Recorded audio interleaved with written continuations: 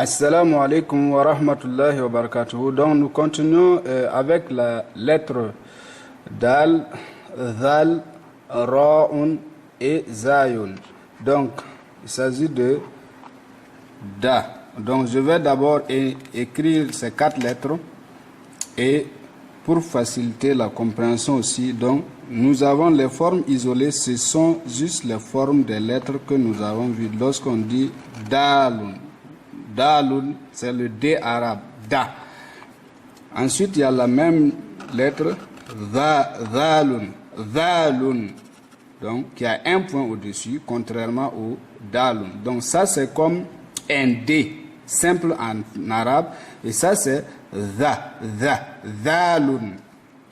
Ensuite, il y a Ra'un, comme ça, voilà, qui est juste un trait comme ça, hein, un peu courbé vers le bas, et il y a le même, et ça c'est Ra'un qui est le Ra, le R roulé en arabe, et ensuite il y a Zayun qui est la même lettre presque, mais avec un point au-dessus.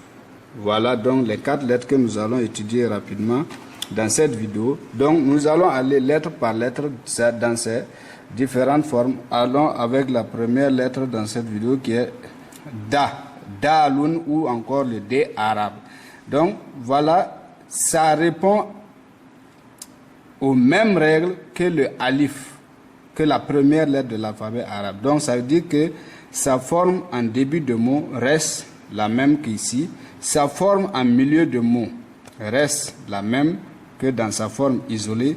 Et c'est seulement dans sa forme finale qu'on va voir que Dalun, qui est le D arabe, va prendre une queue en arrière.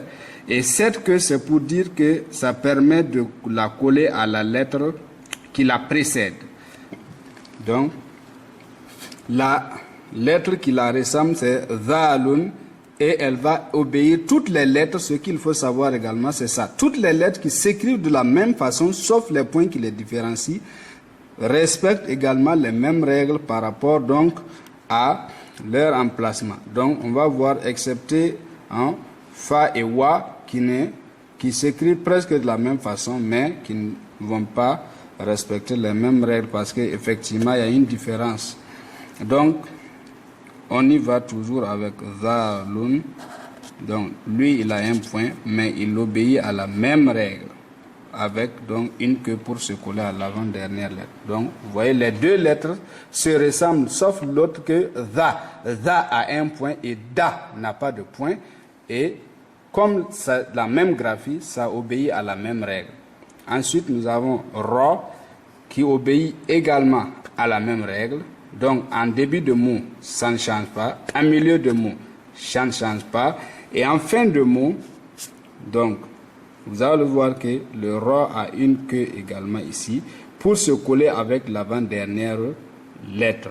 Donc, nous avons Zayun, Zayun ou encore Za qui s'écrit de la même façon, sauf que Za a un point, c'est le J arabe.